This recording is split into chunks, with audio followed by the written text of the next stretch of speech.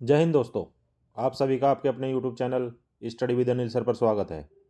सुबह के 6 बज चुके हैं और हम हाजिर हो गए हैं आपकी परीक्षा की तैयारी को और बेहतर करने के लिए सामान्य विज्ञान फिजिक्स की एक और वीडियो लेकर।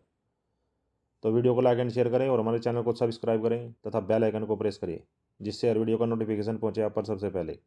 तो चलिए शुरू करते हैं आज की वीडियो। भौतिक विज्ञान, टॉपिक है पदार्थों के सामान्य गुण। क्वेश्चन, जब कोई वस्तु जल में पूरी अथवा आधी डुबोई जाती है तो वह एक ऊर्ध्वगामी बल का अनुभव करती है जो वस्तु के भार के द्रव्य विस्थापन के बराबर होता है। यह किसका सिद्धांत है? ऑप्शन एक, आर्किमिडीज का सिद्धांत। ऑप्शन दो, चार्ल्स का सिद्धांत। ऑप्शन तीन, पास्कल नियम। ऑप्शन चार, न्यूटन का नियम। आर्किमिडीज के सिद्धांत के अनुसार जब किसी वस्तु का द्रव की सतह पर तैरना इस बात पर निर्भर करता है कि वस्तु अपने भार की तुलना में कितना जल विस्थापित करती है। नेक्स्ट क्वेश्चन, जब किसी वस्तु को द्रव में रखा जाता है तो उस पर ऊपर की ओर एक बल कार्य करता है, उसे क्या कहते हैं? तो जब किसी वस्तु को तरल में रखा जाता है या द्रव में रखा जाता है तो वस्तु के विस्थापित तरल के या द्रव के भार के बराबर एक ऊपर की ओर बल लगता है, जिसे हम आर्किमिडीज बल या उत्प्लावन बल कहते हैं। नेक्स्ट क्वेश्चन, किसी तैराक को तैरने के लिए कौन सा बल कार्य करता है? ऑप्शन एक, गुरुत्व बल। ऑप्शन दो, घर्षण बल। ऑप्शन तीन, मांसपेशियों का बल। या फिर ऑप्शन चार, उत्प्लावन बल। तो किसी तैराक को तैरने के लिए उत्प्लावन बल कार्य करता है। नेक्स्ट क्वेश्चन, पदार्थ के निश्चित एकांक आयतन के द्रव्यमान को क्या कहते हैं? ऑप्शन एक, घनत्व। ऑप्शन दो, प्रकाश। ऑप्शन तीन, घर्षण बल। या फिर ऑप्शन चार, स्थितिज ऊर्जा। किसी पदार्थ का घनत्व उसके एकांक आयतन के द्रव्यमान को कहते हैं। इसका अर्थ है कि यदि किसी पदार्थ का आयतन एक इकाई है तो उसका द्रव्यमान उसका घनत्व होगा। घनत्व को आमतौर पर ग्राम प्रति घन सेंटीमीटर या किलोग्राम प्रति मीटर घन में मापा जाता है। नेक्स्ट क्वेश्चन, एक पास्कल किसके बराबर होता है? ऑप्शन एक न्यूटन मीटर। ऑप्शन दो, एक न्यूटन प्रति वर्ग मीटर। ऑप्शन तीन, एक न्यूटन वर्ग मीटर। या फिर ऑप्शन चार, एक न्यूटन प्रति घन मीटर। तो एक पास्कल एक न्यूटन प्रति वर्ग मीटर के बराबर होता है, अर्थात एक पास्कल बराबर एक न्यूटन प्रति मीटर स्क्वायर। नेक्स्ट क्वेश्चन, किस सिद्धांत के अनुसार इकाई अक्षेत्रफल पर लगने वाला बल जिस पर वह कार्य करता है उस दाब के बराबर होता है?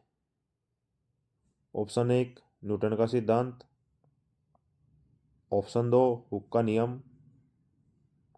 ऑप्शन तीन, पास्कल का सिद्धांत।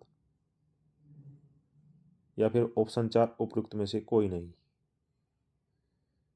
तो इकाई अक्षेत्र पर लगने वाला बल जिस पर वह कार्य करता है उस दाब के बराबर होता है, यह पास्कल का सिद्धांत है, अर्थात दाब P बराबर F/A, जहाँ F है लगने वाला बल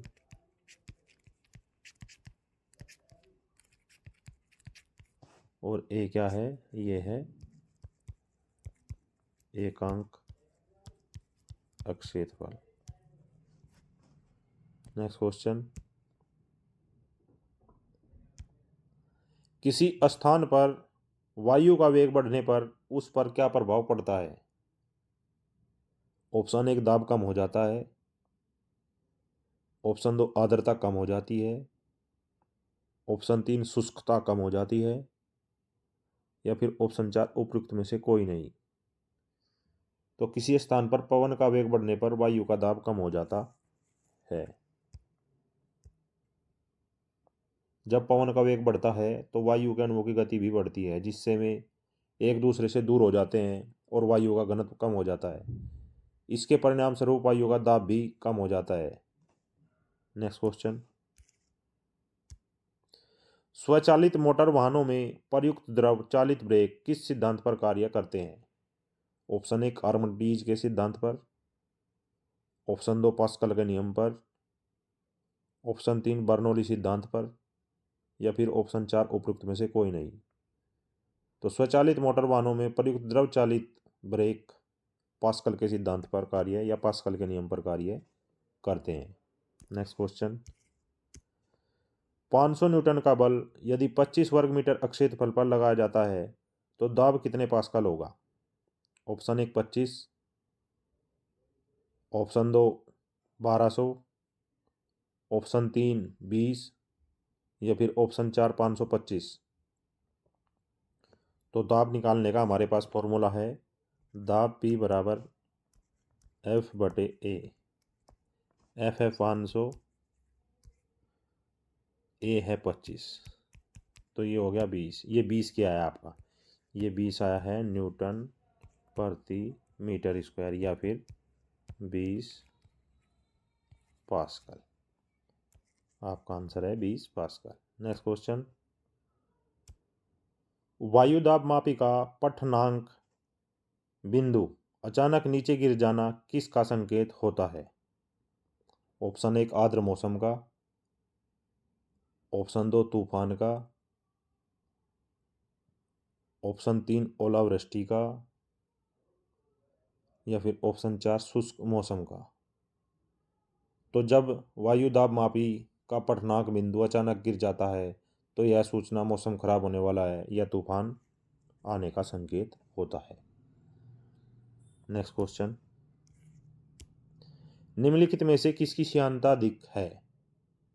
ऑप्शन 1 तेल की, ऑप्शन 2 दूध की, ऑप्शन 3 पेट्रोल की, या फिर ऑप्शन 4 जल की। तो श्यानता एक भौतिक गुण है जो किसी तरल पदार्थ के प्रवाह की प्रतिरोधक अक्षमता को मापता है। यह एक माप है कि कितनी आसानी से एक तरल पदार्थ प्रवाहित हो सकता है। श्यानता द्रव की द्रव्यता को परिभाषित करती है। तेल दिए गए सभी द्रव्यों में सर्वाधिक श्यानता रखता है, या इसकी श्यानता दिए गए द्रव्यों में सर्वाधिक है। नेक्स्ट क्वेश्चन, शेविंग ब्रश के रेशों का जल से बाहर निकलते ही आपस में चिपक जाने का क्या कारण है?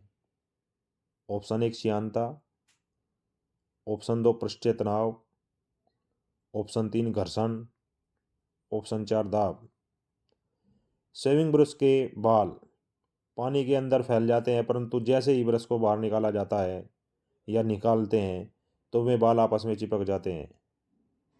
इसका कारण पानी के बाहर बालों के बीच द्रव की फिल्म बन जाती है जो पृष्ठ तनाव के कारण न्यूनतम क्षेत्रफल ग्रहण करने की प्रवृत्ति रखती है। अतः आपका आंसर है पृष्ठीय तनाव के कारण शेविंग ब्रश के रेशों का जल से बाहर निकलते ही आपस में चिपक जाना होता है। नेक्स्ट क्वेश्चन, विमान की सतहों पर पानी की बूंदें अक्सर गोल आकार क्यों ले लेती हैं? ऑप्शन 1 है अणुओं द्वारा सतही तनाव के कारण, ऑप्शन 2 गुरुत्वाकर्षण के कारण, ऑप्शन 3 वायुमंडलीय दबाव के कारण, या फिर ऑप्शन 4 उपयुक्त में से कोई नहीं। विमान की सतहों पर पानी की बूंदें हमेशा गोल आकार लेती हैं क्योंकि पानी के अणु आपस में आकर्षित होते हैं और सतह तनाव के कारण गोल आकार में स्थित रहते हैं। अतः आपका आंसर है अणुओं द्वारा सतही तनाव के कारण। नेक्स्ट क्वेश्चन, अपमार्जक या सर्प मिलने पर द्रव के पृष्ठीय तनाव पर क्या प्रभाव पड़ेगा? ऑप्शन 1 बढ़ेगा, ऑप्शन 2 घटेगा, ऑप्शन 3 अपरिवर्तनीय रहेगा, या फिर ऑप्शन 4 शून्य हो जाएगा। तो अपमार्जक या सरप मिलाने पर जल का पृष्ठीय तनाव कम हो जाता है, अर्थात घट जाता है, क्योंकि यह पदार्थ जल के अणुओं के बीच आकर्षण बल को कम कर देते हैं। इससे जल की सतह पर तनाव कम होता है और जल अधिक आसानी से फैलता है और वस्तुओं को भिगोता है। नेक्स्ट क्वेश्चन, हवा में उपस्थित जल वाष्प का पानी की बूंदों में परिवर्तित हो जाना क्या कहलाता है? ऑप्शन 1 संघनन, ऑप्शन 2 वाष्पीकरण, ऑप्शन 3 वर्षण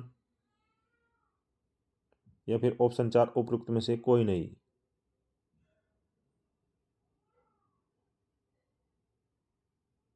तो आपका आंसर है संघनन। संघनन वह प्रक्रिया है जिससे हवा में मौजूद जल वाष्प पानी की बूंदों में बदल जाती है। अर्थात संघनन एक ऐसी प्रक्रिया है जिसमें गैसीय अवस्था से तरल अवस्था में परिवर्तन होता है। नेक्स्ट क्वेश्चन, द्रव अवस्था से गैसीय अवस्था में परिवर्तन होने की क्रिया को क्या कहते हैं? ऑप्शन 1 अवक्षेपण, ऑप्शन 2 वाष्पीकरण, ऑप्शन 3 वर्षण या फिर ऑप्शन 4 उपरोक्त में से कोई नहीं। तो तरल पदार्थ से अर्थात द्रव अवस्था से गैस अवस्था में परिवर्तन होने की प्रक्रिया को वाष्पीकरण कहा जाता है। वाष्पीकरण एक ऐसी प्रक्रिया है जिसमें द्रव पदार्थ के अणु ऊर्जा प्राप्त करके गैसीय अवस्था में परिवर्तित हो जाते हैं। तो दोस्तों, ये थी आज की video. I hope this video will very helpful to preparation your examination. So friends, comments box में कमेंट जरूर करें और हमें सपोर्ट करें। जय हिंद, जय भारत।